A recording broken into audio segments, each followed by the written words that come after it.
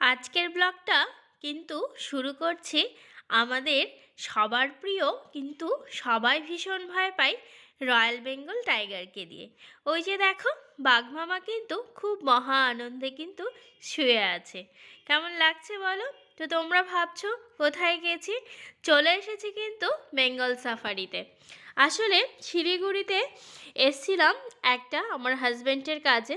তো বাবা মাকে নিয়ে কিন্তু আমি চলে এসেছিলাম একটু বেঙ্গল সাফারিতে। তো আমার হাজব্যান্ড তো আমাকে রেখে চলে গেছে। তো ভাবলাম বাবা মা তো একা একাই থাকে, তো একটু ঘুরিয়ে আনা যাক। তার বাবারও অনেক দিনের ইচ্ছে ছিল যে এখানে আসবে। তো এই যে দেখো, আমরা কিন্তু বেঙ্গল সাফারিতে চলে এসেছি। আর এখানে এসে কিন্তু টাইগার সাফারিতে এসেছি। আর এত কাছে এরকম একটা ওপেন জু, তো এখানে দেখো খোলামেলাভাবে বাঘ ঘুরে বেড়াচ্ছে, তাও আবার নিজের চোখের সামনে, এবং এতটা কাছ থেকে দেখতে পাচ্ছি। এটা কিন্তু একটা অপূর্ব দৃশ্য। যারা বেঙ্গল সাফারিতে এসছো, আমি এর আগে 5-7 বছর আগে প্রায় এসছিলাম, তখন কিন্তু এতগুলো টাইগার ছিল না। একটাই টাইগার তখন ছিল, কিন্তু তবুও সেটা ছোট। তো এবার এসে দেখছি 3-3টে টাইগার। আর এই যে দেখতে পাচ্ছ, বাবাও বেশ উঁকি ঝুঁকি মেরে দেখছে। এত সুন্দর লাগছে। সামনে দেখো বাঘ মামা কি সুন্দর বিচরণ করছে, এই তো বনের মধ্যে দিয়ে। কি ভারী মজার জিনিস না? যে জিনিসটাকে দেখলে আমরা হয়তো ভীষণ ভয় পাই। আমরা সাধারণত খাঁচার মধ্যে চিড়িয়াখানায় প্রায় প্রত্যেকেই দেখেছি ছোটবেলা থেকে, কিন্তু এত কাছ থেকে কিন্তু বাঘকে দেখো আবার কত সুন্দর পোজ দিচ্ছে, এদিক ওদিক সামনের দিক। এই দেখো আমাদের একদম গাড়ির সামনে দিয়ে চলে যাচ্ছে, দেখেও কিন্তু ভীষণ ভালো লাগছে। আর এত সুন্দর, মানে বাঘগুলো কিন্তু বেশ স্বাস্থ্যবান। এরপরে কিন্তু চলে এসেছি দেখো হারবিভোরাস সাফারিতে। তো এখন যেহেতু শীতকাল, তো এখন সেরকমভাবে ময়ূর তো প্রেক্ষাপট মেলে না, বর্ষাকালে সাধারণত মেলে। এই তো হরিণই দেখতে পাচ্ছি, দেখছো অনেক বেশ কয়েকটা হরিণ। তো আমরা এই হারবিভোরাস সাফারি থেকে কিন্তু বেরিয়ে এসেছি। তা এখন সাফারির বেঙ্গল সাফারির ভেতরেই ঘুরে ঘুরে দেখার জন্য বেশ কিছু জিনিস রয়েছে। এই তো বাবা মাকে দেখতে পাচ্ছ। তো বাবা মাকে নিয়ে সামনের দিকে এগোচ্ছি, দেখি কি আছে। এর আগে যখন এসছিলাম তখন কিন্তু এতটা মানে সাজানো গোছানো ছিল না। এবার এসে বেশ ভালো লাগছে। বেশ সুন্দর প্ল্যানিং করে সব কিছু গাছগুলোকে কেটে সুন্দরভাবে নতুন নতুন বেশ কিছু গাছ লাগিয়েছে। দেখতেও কিন্তু ভীষণ ভালো লাগছে। এই যে সাইড দিয়ে তোমরা দেখতে পাচ্ছ, সুন্দর গাছ লাগিয়েছে এবং কিন্তু বসার জায়গা করেছে। যাদের বয়স্ক মানুষ, যেমন আমার বাবা মাকেই নিয়ে গেছি, তাদের এতটা রাস্তা হাঁটতে অনেকটাই কষ্ট হচ্ছিল। আবার মাঝে মাঝে কিন্তু তারা বসে রেস্টও করে নিচ্ছিল। তো এই যে দেখো, তো এখানে একটা পুকুরের মতন, প্রথমে তো বুঝতে পারিনি যে এটা কিসের জন্য। তার পাশেই তখন তাকিয়ে দেখছি যে পুকুরটা কিন্তু এই যে আমাদের এই কুমির বাবাজির জন্য। দেখো, মানে পাথরের মধ্যে এমন করে শুয়ে আছে, দূর থেকে দেখে মনে হচ্ছে যেন পাথরের মতনই, একেবারে পুরো গায়ের কালারটাও ওরকম। প্রথমে কিন্তু বুঝতেই পারিনি যে এই পুকুরটা কিন্তু এই কুমিরদের জন্যই তৈরি করা হয়েছে। তা দেখো, ওরা কিন্তু ডাঙায় উঠে দুজন বেশ শুয়ে আছে এবং পুরো মানে স্ট্যাচুর মতনই লাগছে দেখতে। আর ওপরে গাছপালাগুলো দেখছো কত সুন্দর। সত্যি বেঙ্গল সাফারিকে এখন সুন্দর করে সাজিয়েছে। এখানে কিন্তু অনেক অনেক সুন্দর সুন্দর টাওয়ার রয়েছে। সেই টাওয়ারগুলোতে উঠেও ওপরের দৃশ্য উপভোগ করা যায়, ছবি তোলা যায়। অনেকেই তুলছিল, বেশ ভালোই লাগছিল দেখতে। তো আমরা এই কুমির দেখে কিন্তু আরেকটু এগিয়ে আসলাম। এগিয়ে দেখি সামনে কি রয়েছে। আর আমার গলার আওয়াজটা শুনে হয়তো তোমরা বুঝতে পারছো, অ্যাকচুয়ালি আমার একটু ঠান্ডা লেগেছে, যার কারণে একটু ভয়েস ওভারটা দিতে হয়তো একটু কষ্ট হচ্ছে। তোমাদের যদি একটু বুঝতে অসুবিধা হয় তার জন্য সরি, আগেই বলছি। আর এই যে দেখো, এরপরে কিন্তু এখানে এসে দেখছি একটা ব্রিজের মতন রয়েছে, আর সবাই এখানে বেশ ভিড় করে রয়েছে। তো এখন দেখছি যে এখানেও কিন্তু দুটো কুমির, দেখো এই যে পুরো বালির মধ্যে এমন করে শুয়ে আছে যেন মারা গিয়েছে। ওদের মধ্যে যে জীবন আছে বোঝাই যাচ্ছে না।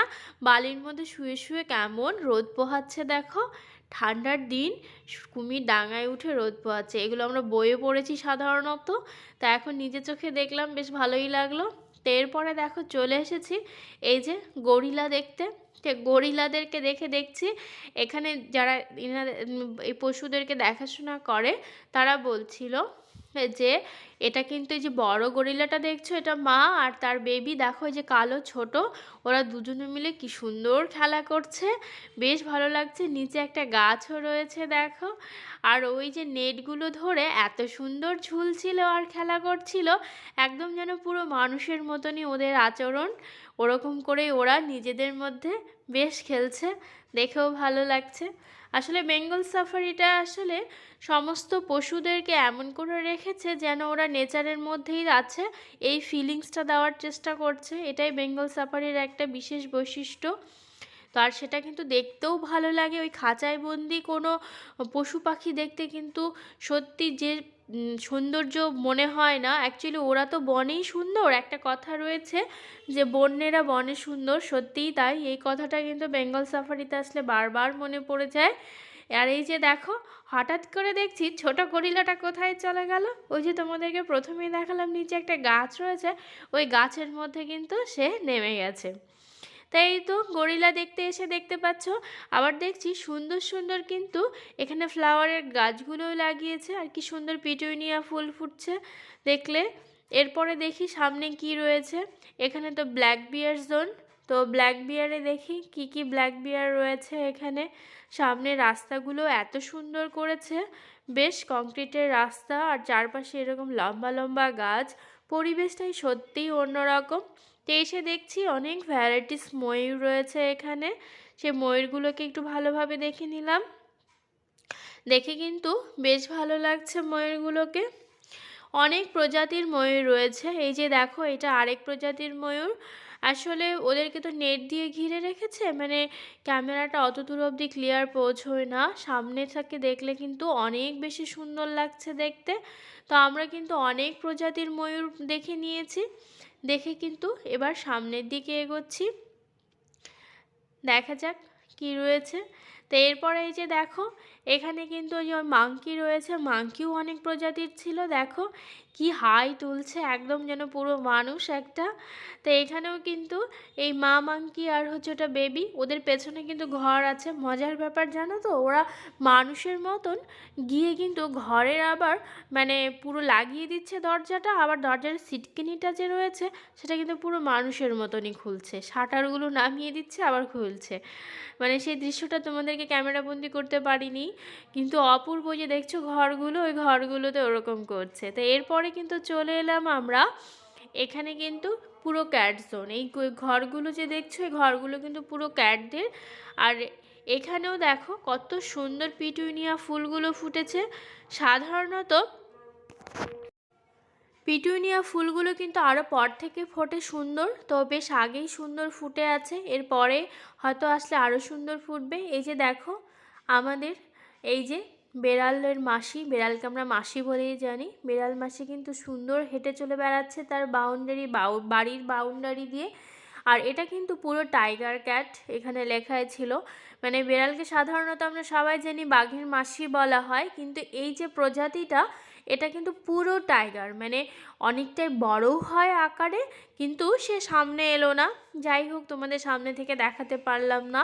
আরও দেখো ওখান থেকে বেরিয়ে কিন্তু আমরা সুন্দর দেখছো এই যে কি সুন্দর একটা হাতি, দুটো হাতি বানিয়েছে, দুটো গন্ডার বানিয়েছে, যে জিনিসগুলো সত্যিই দেখার মতন। আর যেসব শিল্পীরা, আমি তাদেরকে শিল্পীই বলবো, কারণ শিল্পী না হলে এত সুন্দর জিনিস গাছ দিয়ে তৈরি করা সম্ভব নয়, আর হাতের কাজ এতটাই নিখুঁত।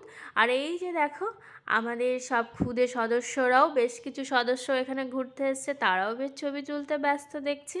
এটা কিন্তু পুরো বাটারফ্লাই গার্ডেন, নাম তো সেটাই দেওয়া রয়েছে। আর এখানে এসেও কিন্তু দেখছি খুব সুন্দর সুন্দর ফুলের গাছ লাগানো রয়েছে, দেখতেও কিন্তু বেশ সুন্দর লাগছিল, তবে নামটা আমার জানা নেই, তোমাদের জানা থাকলে প্লিজ কমেন্ট করে জানিও। আর এই ফুলগুলো কিন্তু বোধহয় একটু প্লেট থেকে শুরু হবে, এই জন্য ফুলগুলো এখনও পুরোপুরি কিন্তু ফোটেনি, ফুটবে আরও কিছুদিন পরে, তখন কিন্তু এই গার্ডেনটা খুব সুন্দর লাগবে। তো এখানে এসে দেখছি সুন্দর আরেক প্রজাতির ময়ূর, বেশ দেখো ওপরে উঠে আছে, খুব একটা ভিজিবল হচ্ছে না কারণ অনেকটাই দূরে রয়েছে। এরপরেও দেখো যে মিনি সানফ্লাওয়ারের মতন কিছু গাছ, যদিও এটা মিনি সানফ্লাওয়ার নয় হয়তো। তারপরে কিছু গাঁদা ফুল রয়েছে, তারপরে মিনি চন্দ্রমল্লিকা রয়েছে, দেখো সাদা চন্দ্রমল্লিকাটা কত সুন্দর লাগছে বলো। তো এরকম ছোট ছোট কিন্তু অনেক ফুল গাছই এখানে রয়েছে, আর খুব ওয়েল মেনটেন্ড। এটা কিন্তু খুব ভালো লাগলো দেখে যে এতগুলো বছর হয়ে গেছে আমাদের বেঙ্গল সাফারি খুলছে, কিন্তু এখনও কিন্তু আগের থেকে বরং ভালো হয়েছে, খারাপ হয়নি, আরও ওয়েল মেনটেন্ড হয়েছে। এটাই খুব ভালো লাগছে দেখে। সুন্দর গাছপালায় ঘেরা, বেশ প্রাকৃতিক একটা পরিবেশে, মানে কি বলবো, একটা আমরা জুতে গিয়ে পশু পাখিকে দেখি, সেখানে ওপেন একটা জু। তো সেখানে কিন্তু তোমরা সবাই আসতে পারো। আমার তো বেশ ভালোই লেগেছে, এত বছর পর বাবা মার উদ্দেশ্যেই এখানে আসা, তাদেরকে একটু আনন্দ দেওয়ার জন্যই আমি এখানে এসেছি। তো এখানে এসে কিন্তু আমার বেশ ভালোই লাগছিল, বেশ সুন্দর একটা জায়গা। তবে আজকের দিনটা অন্য দিনের থেকে একটু শিলিগুড়িতে ঠান্ডা পড়েছে, বাট আমরা যখন বেরিয়েছি একটু লেট করেই বেরিয়েছিলাম। তো দেখো আমরা কিন্তু বেঙ্গল সাফারি থেকে ঘুরে এসে তারপরেই আমরা কিন্তু তার পেছনে একটা কিন্তু মনাস্ট্রি রয়েছে, বৌদ্ধিস্ট মনাস্ট্রি। তো সেখানেই আমরা গিয়েছিলাম। কি সুন্দর মনাস্ট্রি, মানেই কিন্তু একটা বেশ শান্তির একটা জায়গা, একদম কোনো চিন্তা ভাবনা নেই, একদম পুরো সাউন্ড স্লিপ একটা জায়গা। আমার তো ভীষণ ব্যক্তিগতভাবে ভালো লাগে, তোমাদের কেমন লাগে বলো। কি সুন্দর বসার জায়গা রয়েছে যেখানে তুমি নিরিবিলিতে তোমার কিছুটা সময় তুমি কাটাতে পারো। আসলে আমরা সবাই একদম ব্যস্ততম যুগে বসবাস করি, আমাদের কিন্তু জীবন থেকে শান্তিটা হারিয়ে যেতেই বসেছে। তো এরকম একটা জায়গায় এসে যদি আমরা আধ ঘন্টাও কাটিয়ে যেতে পারি, জীবনটা কিন্তু পুরো রিফ্রেশ হয়ে যায়। সত্যি আমি এর আগেও যে ঘুরতে গিয়েছিলাম তোমাদেরকে ভিডিওতে দিয়েছিলাম, সেই আমরা কিন্তু পাহাড়ে ঘুরতে গিয়েও এরকম মনাস্ট্রিতে গিয়ে ঘুরেছি, এবং প্রত্যেকটা মনাস্ট্রি আমি একটা বৈশিষ্ট্য লক্ষ্য করেছি, নিট অ্যান্ড ক্লিন এবং খুব পিসফুল একটা জায়গা, আমার যেটা ভীষণ ভীষণ ভালো লেগেছে। আবার এই মনাস্ট্রিতে এসেও দেখছো তোমরা কত সুন্দর, কোথাও একটা মানে গাছের পাতা পর্যন্ত পড়েনি। এটা একটা অদ্ভুত জিনিস না, কতটা ওরা পরিষ্কার পরিচ্ছন্ন থাকতে পছন্দ করে বা ভালোবাসে। তো এই জিনিসটা কিন্তু আমার প্রত্যেকটা মনাস্ট্রিটি ভীষণ ভীষণ ভালো লাগে। তো এই যে বাবা মা সবাই ঘুরে ঘুরে দেখছে, কিন্তু দুর্ভাগ্যের বিষয় আমাদের আসতে একটু লেট হয়ে গেছে, যার কারণে কিন্তু আমরা মনাস্ট্রির ভেতরে যেতে পারিনি, কারণ তখন কিন্তু দরজাটা বন্ধ ছিল, 4টে পর্যন্ত দরজা বন্ধ থাকে। এছাড়াও দেখো এই যে বেঙ্গল সাফারিতে কি সুন্দর সুন্দর ময়ূর, তারপরে এই তো হরিণ, অত কিছুই তো দেখলাম, বেশ ভালো লাগলো এটা দেখে। যদি ভিডিওটা ভালো লেগে থাকে লাইক করো, কমেন্ট করে শেয়ার করো, এবং অবশ্যই সাবস্ক্রাইব করতে কিন্তু ভুলো না।